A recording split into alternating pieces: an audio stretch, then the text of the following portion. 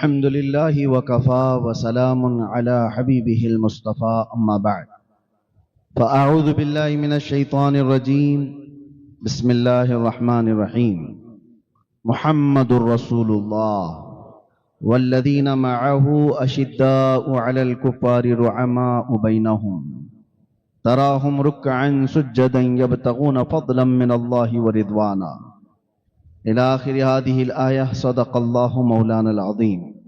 بارگاہ رسالت محب صلی اللہ علیہ وسلم میں درود پاک کا ہدیہ پیش کریں۔ اللہم صل علی سیدنا محمد معدن الجود والکرم وآلہ واصحابہ الکرام وابنہ الکریم وبارک وسلم صلاۃ دائمۃ سرمدا ابدا۔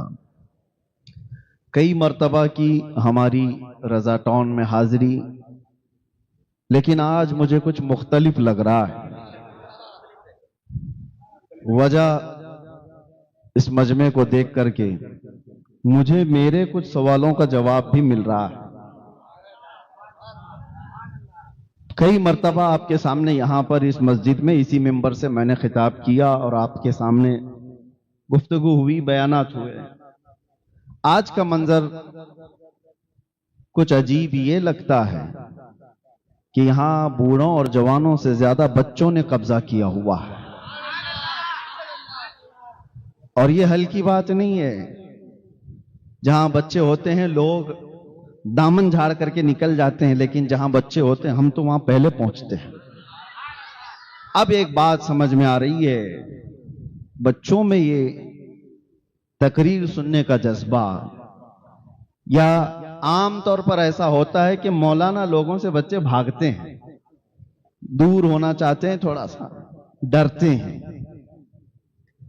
لیکن یہاں پر پورا جم غفیر شروع سے لے کر یہاں تک دیکھا جا رہا ہے، یہی سب قبضہ کیے ہوئے ہیں۔ تو میرے اندر کے کچھ سوالات کہ میں جو سوچتا تھا کہ میں نے ایسا کیا ہلایا کہ جس کی وجہ سے سب ہلے ہوئے ہیں، کس کو اتنا ٹھیس پہنچا یا کس کو کیا تکلیف ہوئی، تو یہ بات سمجھ میں آتی ہے کہ وہ دور کی سوچتے ہیں کہ بوڑھوں کے بڑے مجمع سے وہ انقلاب نہیں آتا جو بچوں سے انقلاب آ سکتا ہے۔ اسی لیے وہ زبان کو روکو، وہ زبان کو بند کرو جو بچوں کے اندر ایمانی غیرت بیدار کر سکتی ہے۔ اب ہمیں سمجھ میں آتا ہے کہ ہمارے لیے، ہمارے جلسوں میں، ہمارے پروگراموں میں، ہماری تقریر کے لیے اتنی زیادہ تکلیف کیوں ہوتی ہے کہ پرمیشن نہیں دینا اس کو؟ وجہ یہ ہے کہ یہ جو مجمع ہے یہ کل کا مستقبل ہے، یہ فیوچر ہے اس امت کا، اور وہ آپ سے زیادہ پڑھے ہوئے لوگ ہیں، اسلام کو زیادہ جانتے ہیں۔ انہیں پتا ہے کہ اگر بدر کے میدان میں دیکھا جائے تو ابو جہل کو بچوں نے ہی مارا تھا، وہ بچوں کا ڈر تو قائم ہی رہے گا۔ کفر و شرک کے سینے پر بچوں کا ڈر حضرت معاذ اور معوذ نے قائم کر رکھا ہے، اور یہ قیامت تک رہے گا۔ آپ اپنے بچوں سے نہیں ڈرتے، لیکن دنیا ڈرتی ہے، اسی لیے کہ ہم نے دیکھا 2021-22 میں وہ پاکھنڈی جو حضور کی شان میں بھونکتا تھا، اس کے گوفے میں ایک 8 سال کا بچہ آ گیا تھا، مسلمان بچہ پانی ڈھونڈتے ہوئے آ گیا تھا۔ اس نے اتنا ہلہ کر دیا، پوری میڈیا کو بلایا اور کہا ایک آتنکوادی آ گیا۔ ارے 8 سال کے بچے سے تمہارے لاؤ لشکر کو اتنا ڈر کیسے، اتنا ڈر کیسے؟ وجہ یہی ہے کہ وہ ہم سے زیادہ جانتے ہیں کہ بدر کی تاریخ کیا تھی۔ ہر بچے میں وہ لگنے لگ جاتا ہے کہ کہیں یہ معاوض و معوض کی شکل میں تو نہیں آ رہا ہے۔ ابو جہل اسی بات سے بے خبر تھا کہ میرا مقابلہ ہوگا تو پہلوانوں سے ہوگا، بڑے بڑے سرداروں سے ہوگا۔ اسے یہ خبر تک نہیں تھی کہ اس کے گھوڑے پر بیٹھنے کے بعد صرف چھوٹی عمر کے 2 بچے آ کر اس کو گھوڑے سے گرا بھی دیں گے اور اس کو فنا فی النار بھی کر دیں گے۔ اس نے مرنے کے وقت یہ کہا تھا، مجھے غم اس بات کا نہیں کہ موت آ رہی ہے، عرب لوگ موت سے ڈرتے نہیں ہیں، ابو جہل یہ کہتا ہوا مرا، مجھے ڈر اس بات کا نہیں کہ موت آ رہی ہے، بلکہ شرم آ رہی ہے اس بات سے کہ میرا مقابلہ بڑے پہلوانوں سے نہیں ہوا، چھوٹے بچوں سے ہو گیا۔ چھوٹے بچوں نے مجھے اس دنیا سے ختم کر دیا۔ بہرحال میرے عزیزوں، ہمارے معاشرے میں اگر یہ انقلاب آ رہا ہے تو اچھے دن اصل میں ہمارے آنے والے ہیں۔ یہ انقلاب اگر آ رہا ہے، جوان اور بوڑھے کھڑے ہو کر انتظار کرتے رہیں گے اور بچے بازی لے جائیں گے انشاءاللہ۔ اس لیے کہ 100 سال پہلے اقبال نے کہا تھا، سنا ہے قدسیوں سے میں نے کہ وہ شیر پھر ہوشیار ہوگا۔ کون سا شیر؟ کون سا شیر ہوشیار ہوگا؟ اقبال کہتا ہے کہ نکل کر کے صحرا سے جس نے الٹ دیا تھا تخت روما کو، صحرا میں رہنے والا وہ جوان، بادیہ نشین، کھجور کھا کر گزارنے والا، پیون لگے کپڑے پہننے والا، لیکن جب وہ نکلا تھا تو روما کے تخت کو الٹ کر رکھ دیا تھا۔ روم کیا ہے؟ پرشین ایمپائر اور رومن ایمپائر دو دنیا کی بڑی طاقتیں تھی، جیسے آج امریکہ اور رشیا کو سمجھتے ہیں لوگ۔ اس سپر پاور کو گھٹنے ٹیکنے پر مجبور کرنے والی بہت بڑی جماعت نہیں تھی، یہ صحرا سے نکلنے والے وہ جوان ہی تھے۔ عزیزان گرامی وقار، انقلاب ایمان سے آتا ہے، انقلاب تعداد سے نہیں، انقلاب حب مصطفیٰ سے آتا ہے، انقلاب ہتھیاروں سے نہیں۔ اسی لیے ہندوستان میں بڑی جماعتیں آ کر، فوجیں آ کر اسلام کی تبلیغ نہیں کی۔ اسلام میں سب سے بڑا اثر رکھنے والی تبلیغ سرکار غریب نواز کی ہے۔ وہ حب مصطفیٰ کے ساتھ آئی ہوئی جماعت تھی، وہ توکل علی اللہ کے ساتھ آئی ہوئی جماعت تھی۔ وہ طاقت ایسی ہے کہ صدیوں اثر رکھتی ہے۔ آج آپ کی جماعتوں سے ڈر نہیں ہے، تنظیمیں بنی ہوئی ہیں، آپ بھی بنا سکتے ہیں، تنظیمیں بہت بنتی ہیں۔ ہم نے اسی لیے، ہمیں بڑی تنظیم وغیرہ کچھ بنانے سے اسی لیے روکا گیا تھا۔ میں بہت تفصیل میں نہیں جاؤں گا اس لیے کہ ساری چیزیں پھر ریکارڈ ہوتی رہتی ہیں۔ آپ کو ایک بات میں بتاؤں، بڑی تنظیموں سے ڈر نہیں، بڑی طاقتوں سے ڈر نہیں، دنیا ایک بات سے ڈرتی ہے کہ ایمان نہ آ جائے کسی کا، اور وہ ایمان جو انقلاب لاتا ہے وہ بہت عظیم طاقت ہے میرے عزیزوں، آپ کو اندازہ بھی نہیں، آپ کو اندازہ بھی نہیں اس چیز کا۔ آج بھی آپ دیکھ رہے ہوں گے، آج بھی آپ دیکھ رہے ہوں گے، ایمانی طاقت جہاں ہو یا حب مصطفیٰ پر سرشار کوئی ہو، دنیا اس کی تمام چیزوں سے خوف رکھتی ہے۔ اسرائیل آج دنیا کا وہ ناسور، دنیا کا وہ کینسر جس نے ہر ملک کی سٹڈی کر رکھی ہے کہ کہاں کون سی جماعتیں، کون سی تحریکیں، کون سی تنظیمیں زیادہ اثر رکھتی ہیں۔ ان کے ہاں جو تنظیموں سے خوف نہیں ہے، انہوں نے کہا ہے تبلیغ کرنے والی یہ جماعتیں ہیں، ان سے ان کو ڈر نہیں ہے۔ انہوں نے کہا یہ بے ضرر لوگ ہیں۔ بے ضرر کا مطلب کسی کو کچھ نہیں کہتے، یہ تبلیغ کرنے والے لوگ ہیں، ان سے کسی کو ڈر نہیں اور ہم کو بھی ڈر نہیں۔ اور ڈر کس سے ہے؟ کہتے ہیں ڈینجرس لوگ، خوفناک وہ لوگ ہیں جو پیروں سے معذور بھی ہوں اور لبیک پکارتے ہوں، ان کا جسم سلامت بھی نہ ہو لیکن حب مصطفیٰ سے بھرے ہوئے ہوں تو ان کے لیے موسٹ ڈینجرس۔ یہ کیا ہے میرے عزیزو؟ اس بات کو آپ سمجھیں۔ آج اگر بچے یہاں پر بھرے ہوئے ہیں تو میرا ایک پیغام سن کر کے جائیں۔ اب ہمارے جو بچے تھے، ہمارے جو شاگرد تھے، وہ اب بچوں والے ہو گئے، ان سے بھی میں کہتا ہوں اب مسجدوں کو اکیلے مت جانا، ان کو لے کر کے ہی جایا کرو۔ یہ مسجدیں بھر دو انہی بچوں سے جو زنگ لگے ہوئے ہیں، اگر وہ سدھر گئے تو ٹھیک ہے، نہیں تو ان پر کام کرو، ان پر محنت کرو۔ یہ صاف ستھرا دل رکھتے ہیں اور اس صاف ستھرے دل کے اندر حب مصطفیٰ آج ہی بھر گیا، ہزاروں بڑے لوگوں سے زیادہ اثر ان کی زندگی پر ہوگا۔ بڑے بڑے لوگ جو کام نہیں کر سکتے وہ یہ بچے صاف ستھرے دل کے ساتھ کر جائیں گے انشاءاللہ. اور کبھی اپنی صفوں سے ان کو بے دخل مت کیا کرو، مسجدوں سے انہیں نہ بھگاؤ کہ بچے شور کرنے والے لوگ ہیں ان کو نکل جانے دو. نہیں، یہ اسی عمر کے اندر بہت ساری چیزیں کیچ کر رہے ہیں، اپنے ذہن میں محفوظ کر رہے ہیں. کل کو یہ ان کے اندر وہ چیزیں آئیں گی. میرے عزیزو، آج ہمیں جس طرح سے آپ بڑے بڑے مجمعوں میں پکارتا ہوا دیکھتے ہیں، ہمارے اندر بے خوفی اور نڈر پن کہاں سے آیا؟ ہم نے بھی اپنی چھوٹی عمر میں کسی کو دیکھا، بزرگوں کو اس طرح سے دیکھا، بلا خوف لومت لائم. ان کی زندگیاں ہم پر اثر کرتی گئیں. ان کو دیکھا تھا کہ کسی کو خاطر میں نہیں لاتے. شریعت مصطفیٰ کے سامنے ہم نے سب سے زیادہ حضور تاج الشریعہ رحمت اللہ تعالیٰ علیہ کو دیکھا. وہ مزاج رکھتے تھے. میں مصر میں پڑھنے کے زمانے میں دیکھتا، آپ تشریف لائے، اس وقت آپ کی بینائی نہیں تھی. بغل میں آپ کے بیٹھے ہوئے بہت بڑے عالم دین ازہر میں جو حدیث کا درس بھی دیا کرتے تھے جامع مسجد الازہر میں، بخاری پڑھانے والے. لیکن چونکہ وہاں کا ماحول ہے، بڑے بڑے لوگ علماء، وہ ڈاکٹر بھی ہیں، پیشے سے ڈاکٹر بھی ہیں اور بخاری کا درس بھی دیتے تھے. وہ سوٹ میں تھے، ٹائی پہنے ہوئے تھے. ان کے ہاں یہ نارمل بات ہے.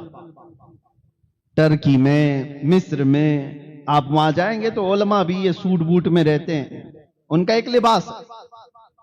حضرت کے بغل میں بیٹھے ہوئے اور اپنا ایک اثر اور رسوخ رکھنے والے.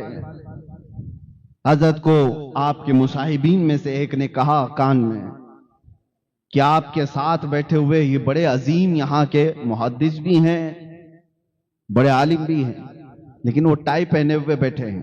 اسی وقت حضرت اپنا چہرہ سیدھا کر لیا اور سیدھے عربی میں ان سے دو ٹوک کہہ دیا. یہ نہیں دیکھا کہ میں یہاں مصر میں مہمان بن کے آیا ہوں، یہ نہیں دیکھا کہ میں 4 دن کے دورے پر آیا ہوں. ملک ان کا ہے، اثر ان کا ہے، انفلوئنس ان کا زیادہ ہے. جو شریعت کہتی تھی کہہ دیا.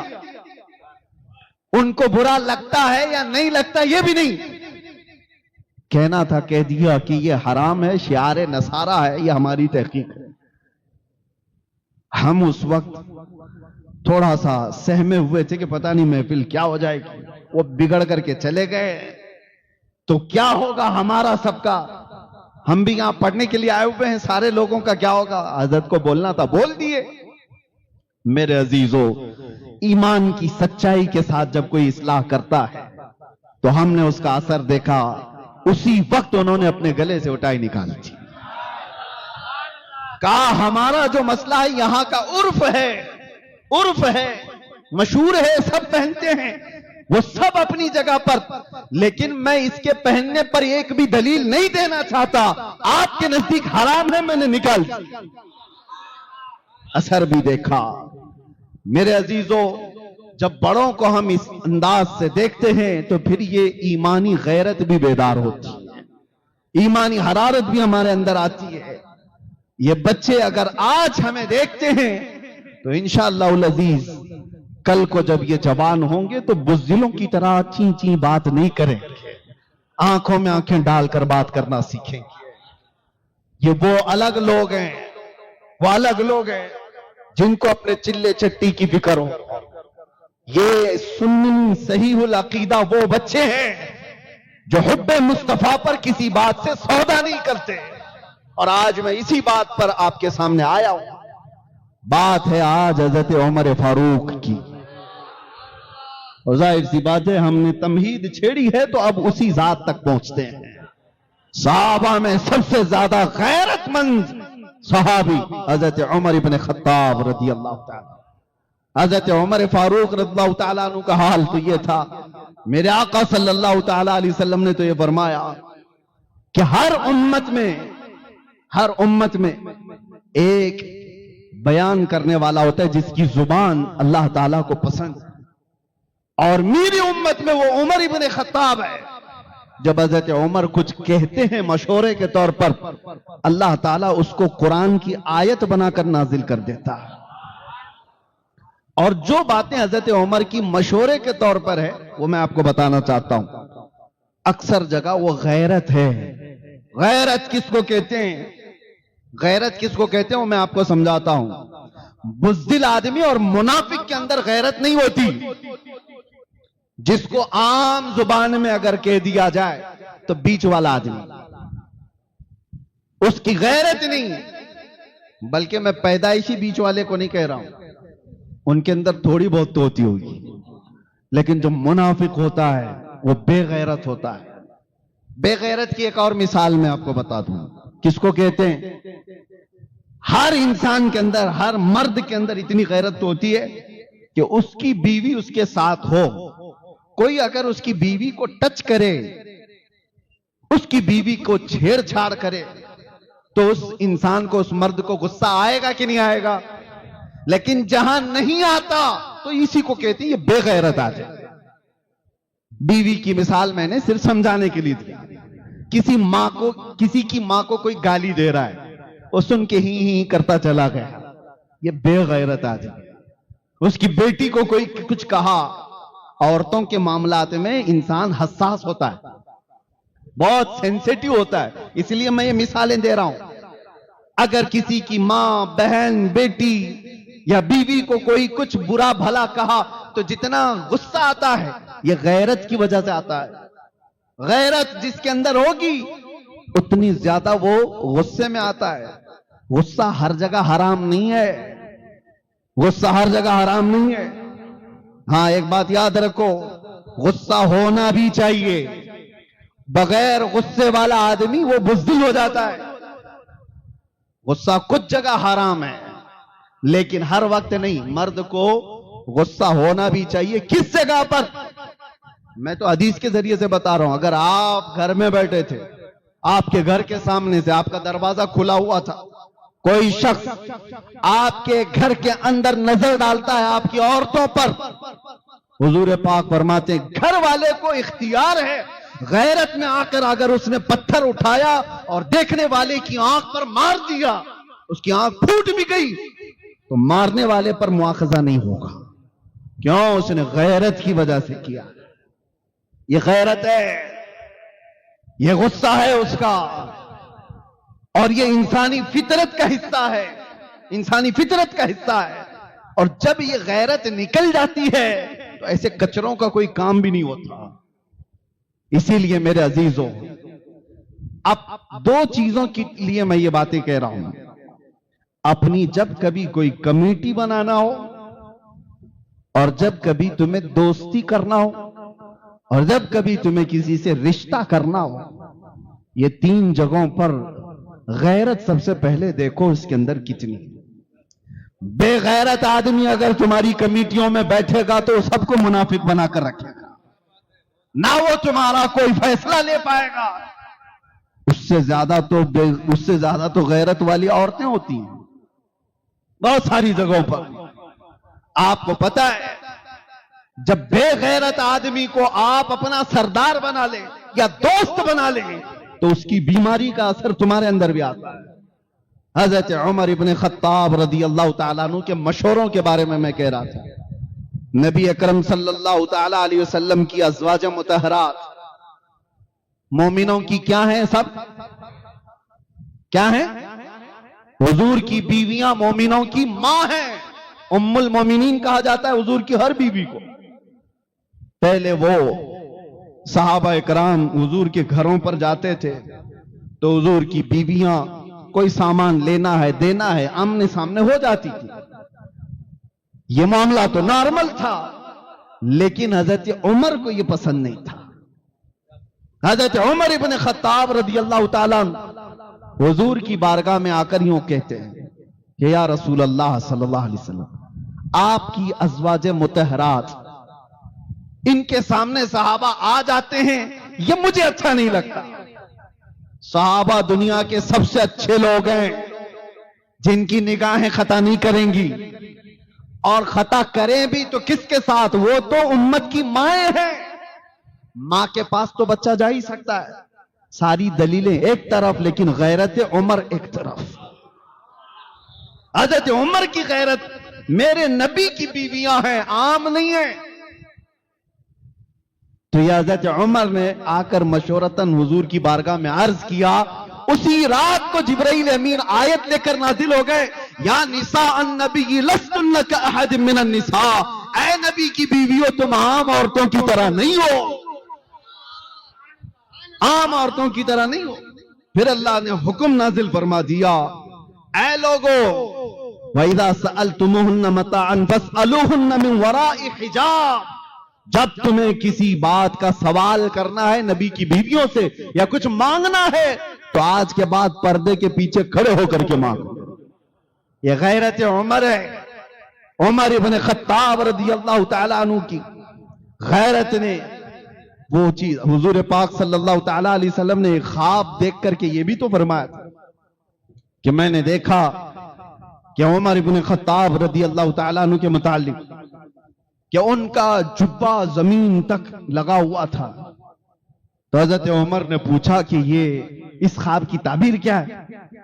نبی پاک صلی اللہ علیہ وسلم نے فرمایا، عمر یہ تمہاری غیرت کی تعبیر، غیرت کی تعبیر ہے۔ اب حقیقی بات کی طرف آ جاتا ہوں۔ بیوی کو ٹچ کرنے پر غیرت آ جاتی ہے، بیدار ہو جاتا آدمی۔ ماں کو اگر گالی دے دے تو غیرت آ جاتی ہے۔ آپ خاموش رہیں گے کہ آپ کی ماں کو گالی دے دے؟ خاموش رہو گے؟ تمہاری بیٹیاں یا تمہاری بہنوں کو کوئی چھیڑ چھاڑ کرے تو خاموش رہو گے؟ جو ری ایکشن ہوگا کر ہی ڈالو گے آپ، پتہ ہے۔ سامنے والے سے کہو گے کہ غلطی سے ہو گئی ہے تو ٹھیک ہے، لیکن دوبارہ کرے گا تو دانت توڑ دوں گا، انگلی موڑ دوں گا، کچھ تو آپ ری ایکشن تو کرو گے۔ ری ایکٹ کرتا ہے آدمی۔ یہ سب تمہاری غیرت کا 10واں حصہ بھی نہیں ہے۔ عورتوں کے بارے میں جو غیرت مند ہوتا ہے 10واں حصہ بھی نہیں غیرت کا۔ انسان کی اصلی غیرت اس وقت دیکھی جاتی ہے جب اس کے نبی کی شان میں کوئی بات کرے، اور اگر وہ خاموش رہا تو وہ بے غیرت ہے، وہ ذلیل ہے، اس کے اندر نفاق بھرا ہوا ہے۔ نبی اکرم صلی اللہ تعالیٰ علیہ وسلم کے متعلق غیرت اگر سب سے زیادہ میں نے محسوس کیا وہ عمر ابن خطاب کی بارگاہ، وہ ہلکی چیز بھی نہیں برداشت کرتے تھے، نہیں برداشت کرتے۔ آپ نے سنا ہوگا ایک مسلمان اور یہودی کے جھگڑے کے بارے میں، زمین کا جھگڑا تھا۔ حضور پاک صلی اللہ علیہ وسلم نے فیصلہ سنا دیا تھا، یہودی کے حق میں زمین تھی، لیکن وہ مسلمان جو نام کا تھا ماننے سے انکار کر دیا اور کہا نہیں یہ فیصلہ صحیح نہیں ہوا ہے۔ کہا کہاں فیصلہ کرائیں گے؟ عمر ابن خطاب کے پاس۔ ان کے فیصلے مشہور تھے، عدالت مشہور تھی۔ حضرت عمر کے پاس آنے کے بعد یہودی نے پہلے ہی سے کہہ دیا کہ یہ ہمارا میٹر زمین کا پہلے رسول اللہ کے پاس گیا تھا۔ وہ یہودی حضور کو ماننے والا تو نہیں، یہودی تھا۔ حضرت عمر چونک گئے، کہا کہ پھر وہاں سے نہیں ہوا؟ کہا انہوں نے تو فیصلہ میرے حق میں سنایا، لیکن یہ تمہارا مسلمان بھائی مانتا نہیں ہے۔ کہا یہ تم سے کرائے گا۔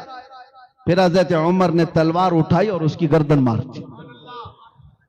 میرے عزیزو یہ سننے کے لیے تو آسان ہے، عمر ابن خطاب عام آدمی نہیں ہے، ان کا عمل شریعت بننے والا ہے، ان کا عمل قیامت تک کے لیے لوگوں کی تقلید کا سبب بننے والا ہے۔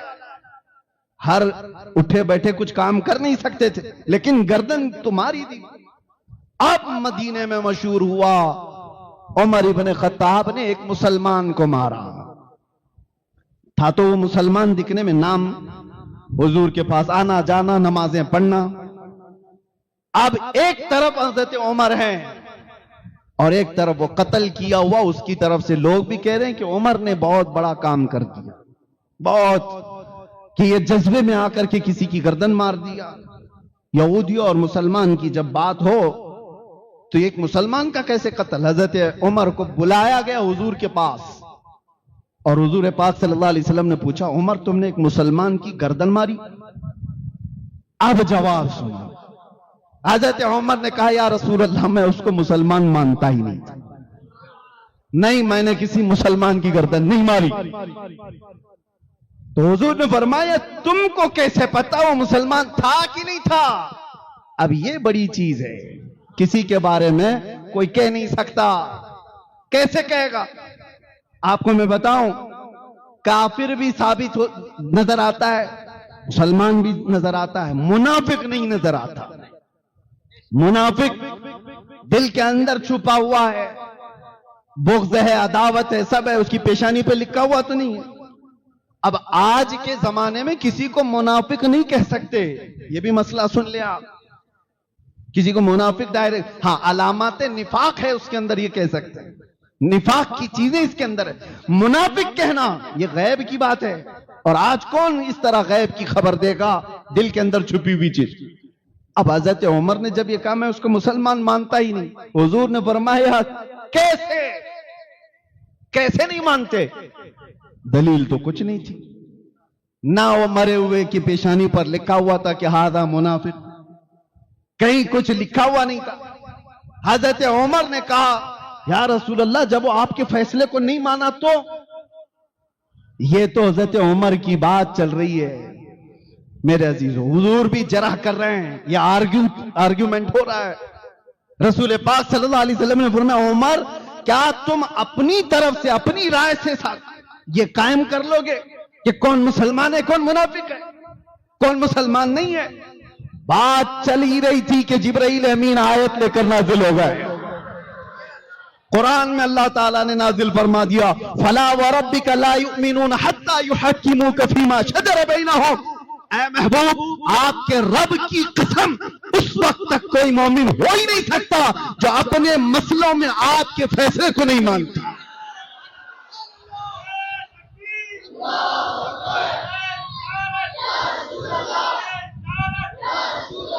یہ حضرت عمر کی غیرت تھی، کر دیا جو کرنا تھا، لیکن دلیل کے لیے کچھ تھا نہیں کہ مرا ہوا منافق ہے.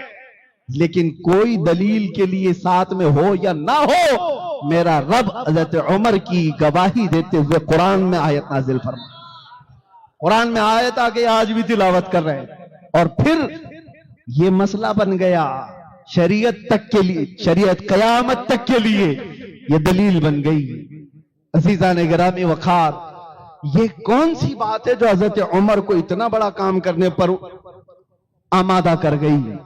وہ حضرت عمر کی جلال، رعب، تمکنت، ان کے دبدبے کو ہی لوگ سنے ہوں گے، لیکن جتنے وہ نرم دل تھے آپ کو اندازہ ہے؟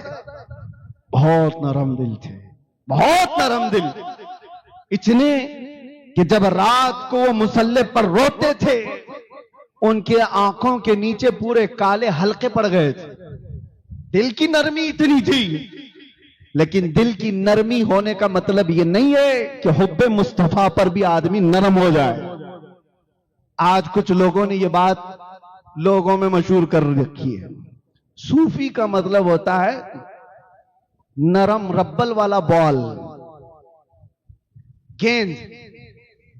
اس صوفی کا مطلب ہوتا ہے کچھ نہیں کرتا ہو، اللہ اللہ کرتا رہتا ہے، اللہ اللہ کرتا رہتا ہے. میرے عزیزو وہ صوفی کون سا ہے جو صرف اور صرف سر جھکائے بیٹھا رہے؟ دنیا کا سب سے بڑا صوفی تو کربلا کے میدان میں تھا.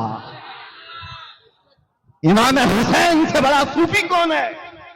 ان کا نام لے کر کے روٹیاں توڑنے والے، ان کے نام پر اپنی دکانیں چلانے والے صوفی کہتے ہیں.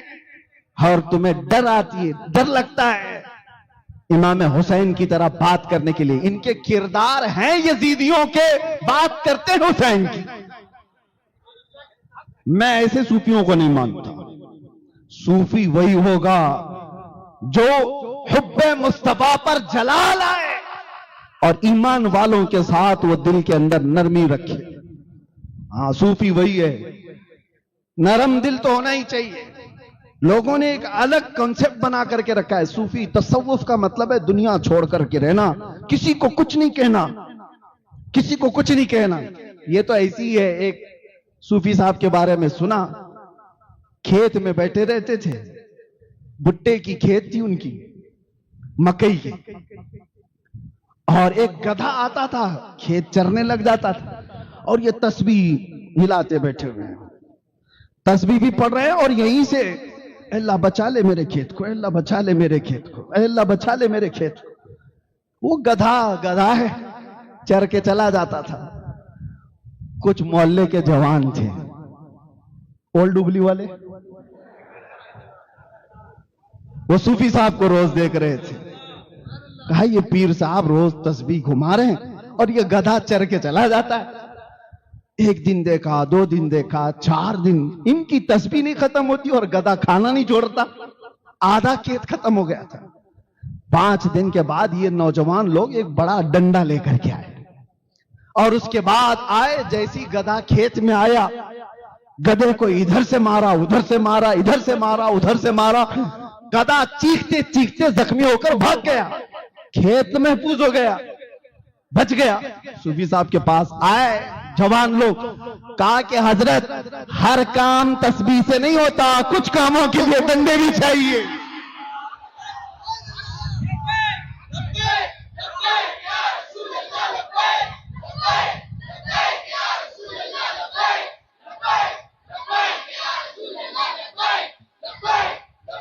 ہمارا دین تسبیح، تحلیل، ذکر، اذکار، وظائف سب ہے ہمارے ہاں۔ یہ ہمارے دلوں کو نرم کرنے کے لیے، ہمارے دلوں کو پاک کرنے کے لیے۔ اگر سب کچھ ذکر و اذکار، تسبیح و تحلیل سے ہی ہوتا تو میرے مصطفیٰ یہ صحابہ کو لے کر مدینے میں بیٹھ جاتے، بدر کیوں جاتے، احد کیوں جاتے، خندق کیوں کھودتے پیٹ پر پتھر باندھ کر۔ عزیزان گرامی وقار، یہ دین کا مزاج ہے، میرے دین کا مزاج ہے۔ ہر کام صرف تسبیح و تحلیل سے نہیں، کچھ کاموں کے لیے تمہاری ایمانی غیرت کی ضرورت ہے۔ اب میں یہ نہیں کہتا کہ سب ڈنڈے لے کر کے نکلو، ہاں نوجوانوں آپ سے میں یہ نہیں کہہ رہا کہ ہتھیار لے کر کے نکلو، ایمانی غیرت تو پیدا کرو۔ تمہارے اندر اگر ایمانی غیرت ہوگی تو اس کا رعب اتنا ہوتا ہے کہ کیڑے مکوڑے ویسے ہی ڈرنے لگتے ہیں۔ بات یہ ہے کہ جب شیر شکار چھوڑ دیتا ہے تو پھر وہ کتوں کی طرح جینے لگ جاتا ہے، اس کا کوئی رعب نہیں ہوتا، اس کا کوئی دبدبا نہیں ہوتا۔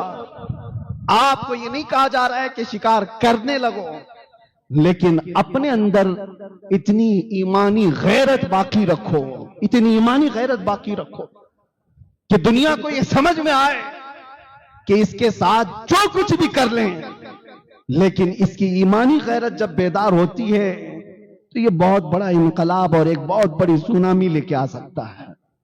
عزیزان گرامی وقار، سیدنا عمر ابن خطاب رضی اللہ تعالیٰ عنہ کی ایمانی غیرت آپ کو بتا رہا ہوں۔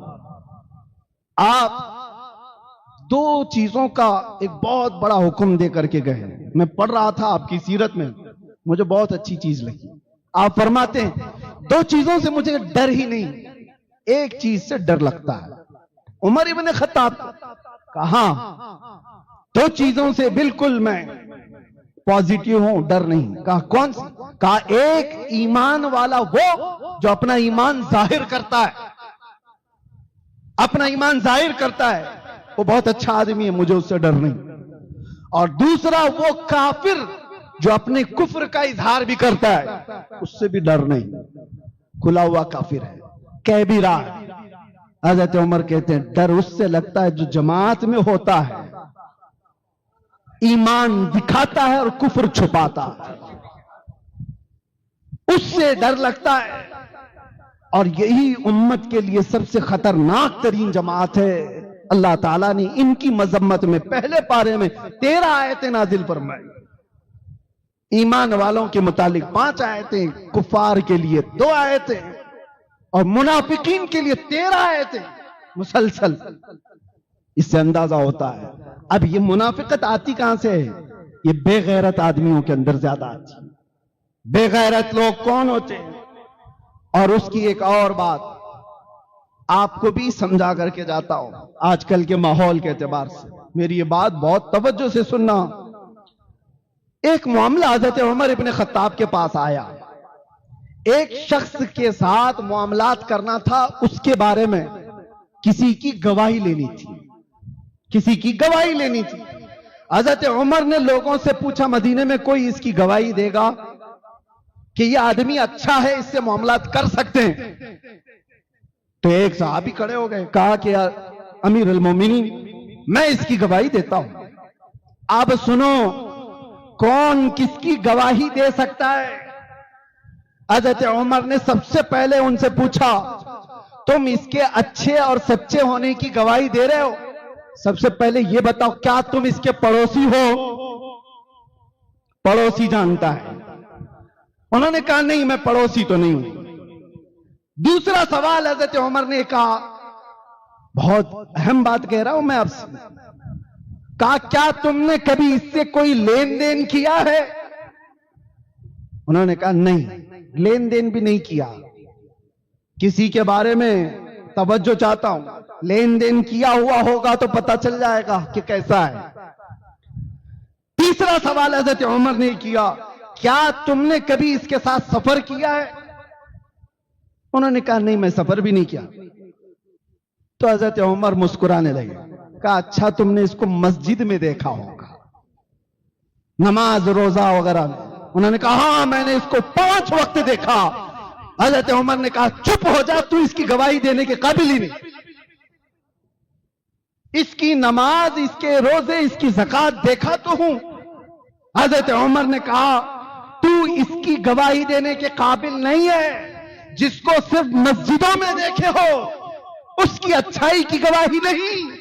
حضرت عمر کہتے ہیں جو اپنے پڑوسیوں کے ساتھ یا لین دین میں معاملات میں پکا یا سفر میں اس کی ساری اصلیت اچھی ہو، اس کے متعلق تم بغیر کسی خوف کی گواہی دے سکتے.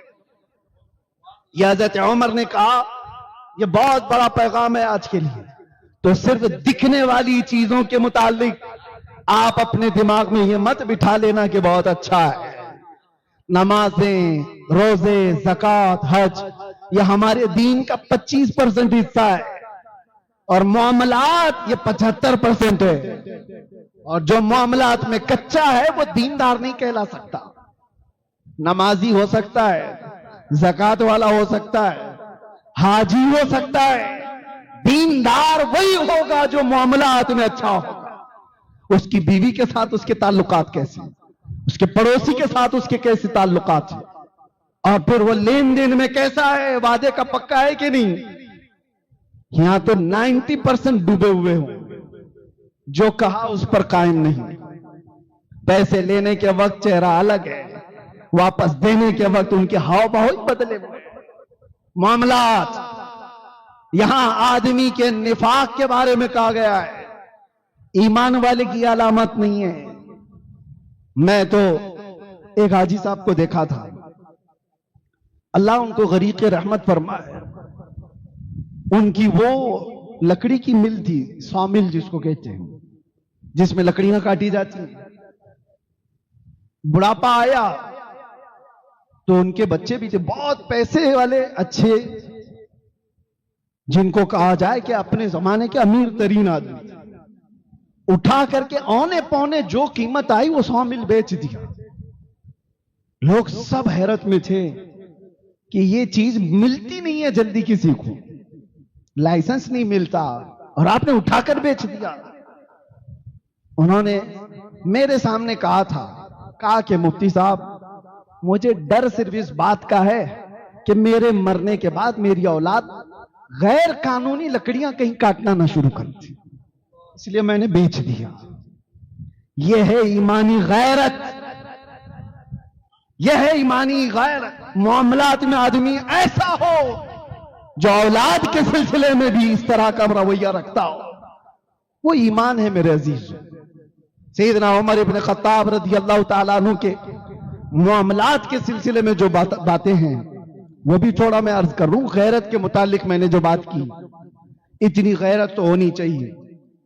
حضرت عمر ہی وہ آدمی ہے تنہا جو جلدی دبنا نہیں چاہتے، جھکنا نہیں چاہتے کبھی بھی.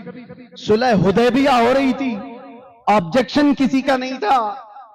تقریباً 1400 صحابہ تھے، وہ آمنا صدقنا کہنے والے سب تھے. حضور نے جو فرمایا وہ آخری بات ہے. لیکن 1400 صحابہ میں عمر ابن خطاب بھی تھے. حضور پاک صلی اللہ علیہ وسلم ڈیل کر رہے ہیں، ایگریمنٹ کر رہے ہیں مکہ کے کافروں کے ساتھ. کیونکہ حالات ایسے تھے. مکہ والوں نے رسول اللہ کو اور صحابہ کو مکہ سے 35 کلومیٹر دور روک دیا کہ آپ عمرہ نہیں کر سکتے، احرام اتار کر کے واپس چلے جاؤ مدینے، اپنے جانوروں کو یہیں ذبح کر دو اور اگلے سال آنا بغیر ہتھیار کے. ایگریمنٹ میں کیا کیا لکھایا جا رہا ہے کہ تمہارے اور ہمارے درمیان ان شرطوں پر ایک صلح ہوگی تو ہم آپ کو جانے دیں گے، ورنہ جنگ ہوگی. حضور نے فرمایا جنگ نہیں کرنا ہے، صلح کرنا. اب یہاں پر ایک ہی شخص ہے حضرت عمر، وہ کہتے ہیں جنگ کیوں نہیں کر سکتے؟ ان کتوں سے دبیں گے کیوں؟ ڈریں گے کیوں؟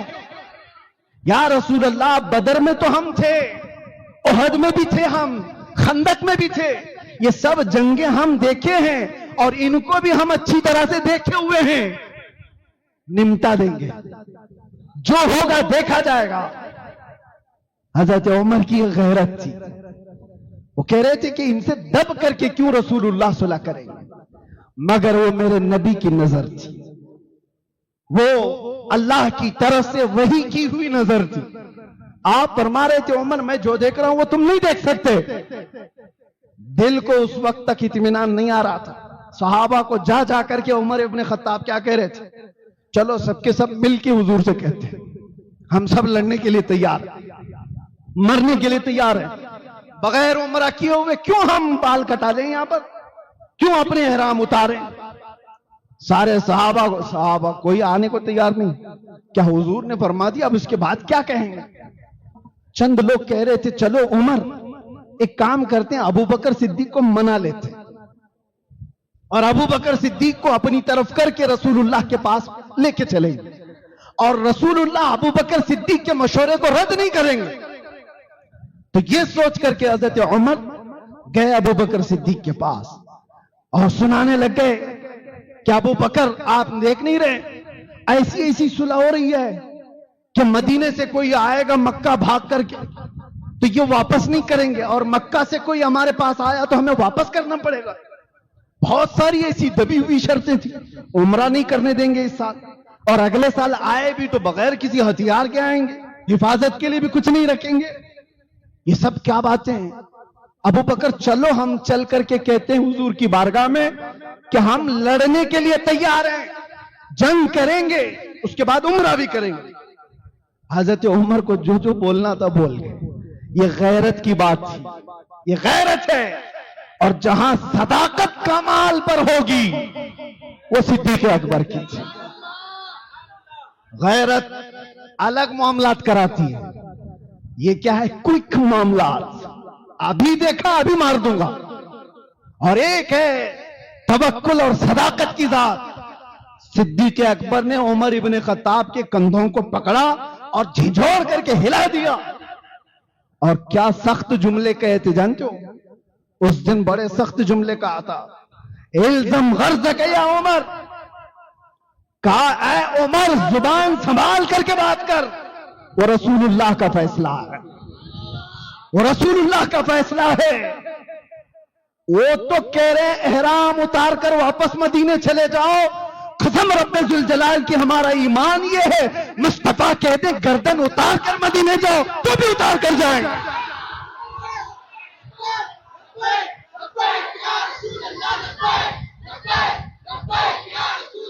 یہ دیکھنے کے بعد عمر ابن خطاب نے کہا میں غلطی پر تھا، یہ میری غیرت تھی کہ ان کتوں سے دبیں کیوں، لیکن بات تو رسول اللہ کے حکم کی تھی، بات حضور کے حکم کی تھی. اس کے بعد پلٹ آئے اور زندگی پر کہتے تھے ایمان کہیں پر میں نے دیکھا ہے تو ابو بکر کی زندگی میں دیکھا. میرے عزیزو، غیرت یہ اپنا معاملہ کراتی ہے، لیکن صداقت جو ہے وہ حب مصطفیٰ کے ساتھ وہ صدیق اکبر میں کوٹ کوٹ اور بھری ہوئی تھی. یہی بات ہے کہ حضرت عمر ابن خطاب رضی اللہ تعالیٰ عنہ نے جینا ایسے سکھایا ہے. اور غیرت کی جہاں جہاں مثالیں ملیں گی میں فخر سے سینہ چوڑا ہوتا ہے. جوانوں اگر پڑھنا ہے تو عمر ابن خطاب کو پڑھو، بیماریاں ختم ہو جائیں گی بزدلی کی. جو ڈر سہم کے ساتھ جیتے ہو عمر ابن خطاب کو پڑھو. مجھے ایک بات یاد آتی ہے، ایک نوجوان وہ ایمان قبول کیا ہوا ابھی چند سالوں پہلے، اور اس نے آ کر مجھ سے کہا کہ میں داخل اسلام ہوا ہوں، مجھے نام رکھنا ہے۔ تو میں نے کہا آپ کو کیا نام پسند ہے؟ اس نئے مسلمان نے کہا میں عمر نام رکھنا چاہتا ہوں۔ کہا وجہ کیا ہے اس کی؟ بہت سارے نام ہیں۔ کہا اس لیے کہ اب میری زندگی جو شروع ہو رہی ہے وہ سٹرگل لائف ہے، پیچھے سارے لوگ دشمنی کریں گے، مار بھی سکتے ہیں، کچھ بھی کر سکتے ہیں، اور ان حالات میں میں یہ نام اس لیے رکھنا چاہتا ہوں تاکہ یہ نام اتنا اثر کرے کہ میں ان کے مقابلے میں بزدل نہ بنوں، دبا ہوا نہ رہوں۔ یہ نئے لوگوں کے دل میں یہ بات ہے میرے عزیز۔ عمر ابن خطاب کو پڑھو، احد کے میدان میں ہوا کیا تھا پتہ ہے آپ کو؟ جنگ پاسا پلٹ گیا تھا، جیتی ہوئی جنگ ہار گئے تھے۔ پہلے تو صحابہ نے ان کو اچھی طرح سے مارا، بھگایا، میدان چھوڑ کر کے بھاگ گئے، اور میدان میں جب سب بھاگ گئے تھے تو مال غنیمت صحابہ جمع کر رہے تھے۔ حضور نے فرمایا تھا ایک جبل رمات چھوٹی سی پہاڑی پر 50 تیر انداز صحابہ کو کھڑا کیا تھا۔ حضور نے فرمایا تھا جب تک میں نہیں کہوں اترنا نہیں۔ جنگ ختم ہو گئی تو وہ 50 تیر انداز صحابہ آپس میں کہنے لگے، حضور نے جنگ ختم ہونے تک کے لیے کہا تھا چلو اترتے ہیں، ہم بھی مال غنیمت جمع کرتے ہیں، لیکن کچھ صحابہ نے کہا نہیں ابھی رکو، حضور کا فرمان آیا نہیں۔ انہی باتوں میں 40 صحابہ اتر گئے۔ وہ لوکیشن جو تھا بہت ہاٹ لوکیشن تھا جنگ کے لیے، اور جیسے ہی وہ پہاڑی خالی ہوئی اس وقت خالد بن ولید کافروں کی طرف سے 200 گھڑ سواروں کو پیچھے سے لا کر کے انہوں نے حملہ کیا اور بھاگے ہوئے بھی واپس آ گئے۔ مسلمان بیچ میں پس گئے، اور ایسا کہ یہ جیتی ہوئی جنگ شکست میں بدلی 70 صحابہ کی شہادت۔ وہ بڑی دردناک جنگ ہے جس میں امیر حمزہ کا سینہ چیر کر کے کلیجہ چبایا گیا تھا، جس میں حضرت سعد ابن ربیع کو پیٹ کو پھاڑ دیا گیا تھا، جس میں انس بن نزیر کو سوائے انگلی کے کچھ نہیں ملا، ان کا پورے جسم کو رون دیا گیا تھا۔ یہی وہ جنگ ہے جس میں عبداللہ بن جہش کے جسم کے 80 ٹکڑے کر کے ہار میں پیرو کر کے پہنا تھا، رسی میں ڈال کر کے۔ جنگ بڑی سخت تھی۔ یہی وہ جنگ ہے جس میں حضور پاک صلی اللہ علیہ وسلم کے 2 دانت مبارک بھی شہید ہوئے۔ ایسے حالات تھے۔ اب سنیے جو بات میں کہنے جا رہا ہوں، بات تو یہ تھی، اسی بات نے ہمارے حوصلوں کو جوان کر رکھا ہے۔ احد کے میدان میں نقصان تو بہت تھا، حضور پاک صلی اللہ علیہ وسلم کو صحابہ لے کر کے احد پہاڑ کے اندر ایک چھوٹا سا غار نما حصہ تھا، وہاں پر پہنچ گئے۔ اب جب وہ آرام کرنے لگے تو ادھر افواہ مشہور ہو گئی کہ رسول اللہ کا قتل ہو گیا، معاذ اللہ۔ کافروں میں یہ افواہ پھیلا دی گئی کہ محمد صلی اللہ علیہ وسلم، ابو بکر اور عمر کا انتقال ہو گیا، ان کا قتل ہو چکا۔ کفار و مشرکین جوش میں بھرے ہوئے تھے، اور اس وقت جب یہ لوگ نعرہ لگانے لگے کہ محمد کا قتل ہو گیا، ابو بکر کا قتل ہو گیا، عمر کا قتل ہو گیا، جب یہ افواہ پھیلی ہوئی تھی، اس وقت رسول اللہ صلی اللہ علیہ وسلم زخمی حالت میں تھے، اور احد کے اس کھو میں جو چھوٹا سا ایک غار نما تھا، بیٹھے ہوئے تھے، سن رہے تھے۔ اس وقت ان کی باتوں کو سن کر کے، صوفیوں سنو، صوفی کون ہوتا ہے؟ یہ نہیں کہا کہ کہہ لینے دو، چھوڑو، دیکھا جائے گا بعد میں۔ حضور نے ان کی باتیں سنی، اسی وقت کہا عمر کہاں ہے؟ حضرت عمر فوراً پیچھے سے آئے، کہا یا رسول اللہ لبیک، حاضر ہوں۔ حضور نے فرمایا عمر جواب تو ان کا، وہ میدان میں جو بک رہے ہیں اس کا جواب دو۔ جواب دینا بھی سنت مصطفیٰ ہے، اس لیے ہم جواب دیتے ہیں۔ حضرت عمر نے جواب بھی کیا دیا وہ سنو۔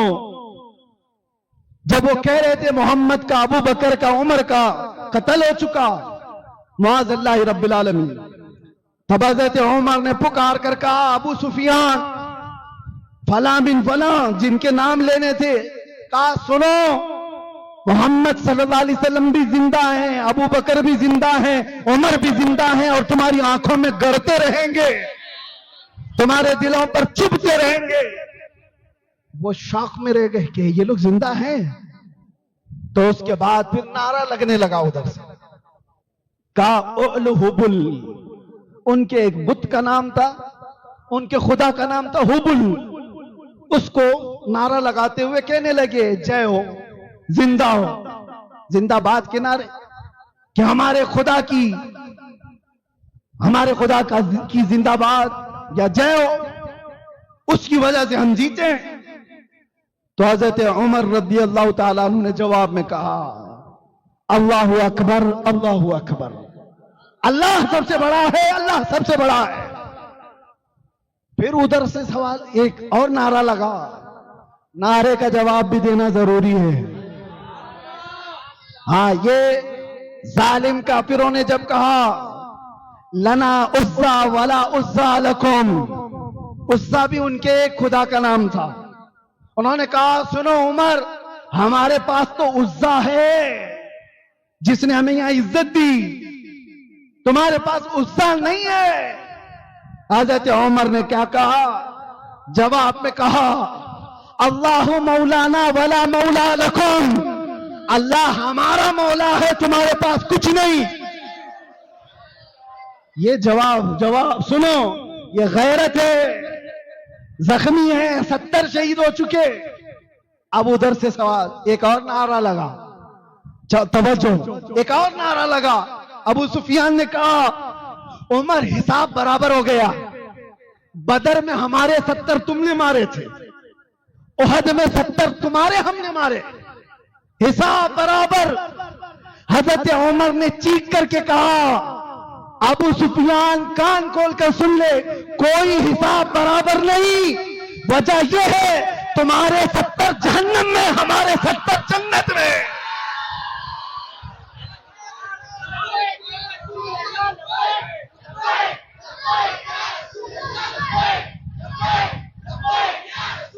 کون سی برابری؟ کون سی برابری؟ کوئی برابری نہیں ہے۔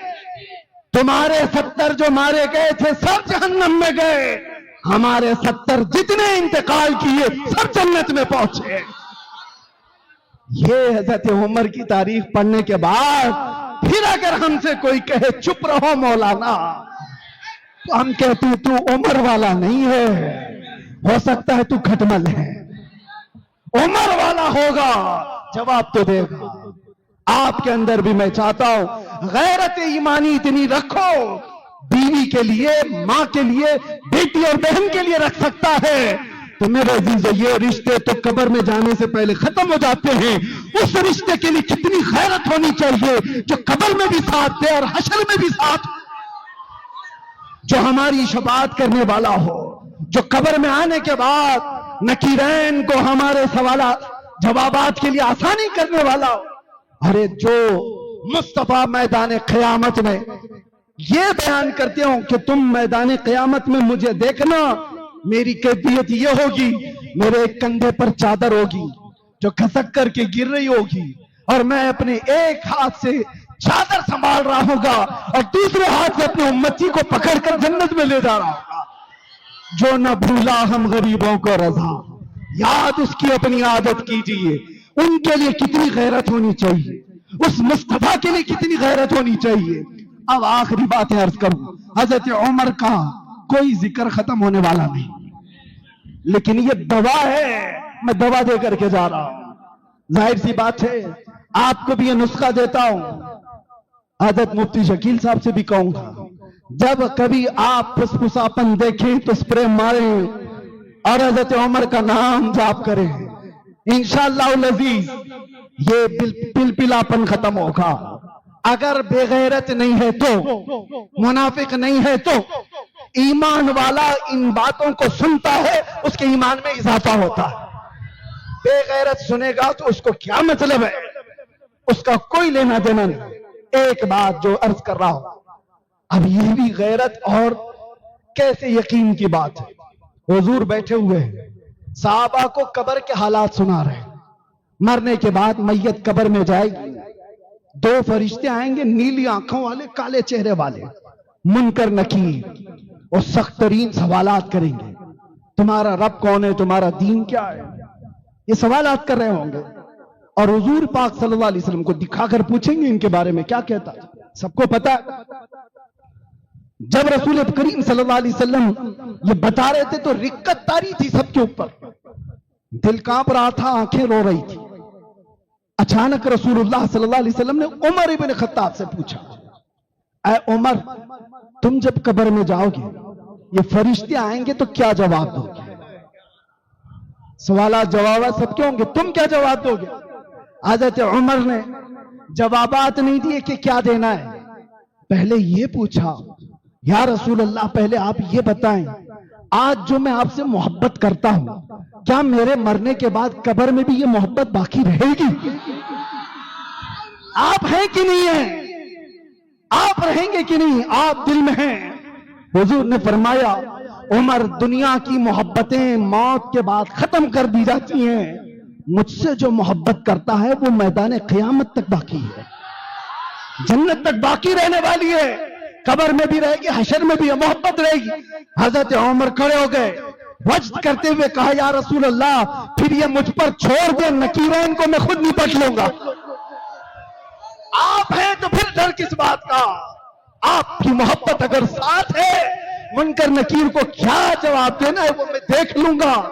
मेरे अजीजों, ये तवक्कुल, ये यकीन, ये बेखौफी कहीं से आती है, वो उमर इब्न खत्ताब की जिंदगी से सीखने मिलता है। इसीलिए मेरे अजीजों, अब जहां से जिसको जैसे गुजारना है, हम भी तैयार खड़े हैं इस बात को सोच करके, या रसूल अल्लाह, कुल्लु मुसीबतिन बादका जुललुन, आप अगर हैं तो हर मुसीबत छोटी है। मेरा नारा यही है, या रसूल अल्लाह, हर सितम, हर मुसीबत गवारा है, एक बार तुम कह दो कि तू हमारा है। लब्बैक या रसूल अल्लाह, लब्बैक या रसूल अल्लाह।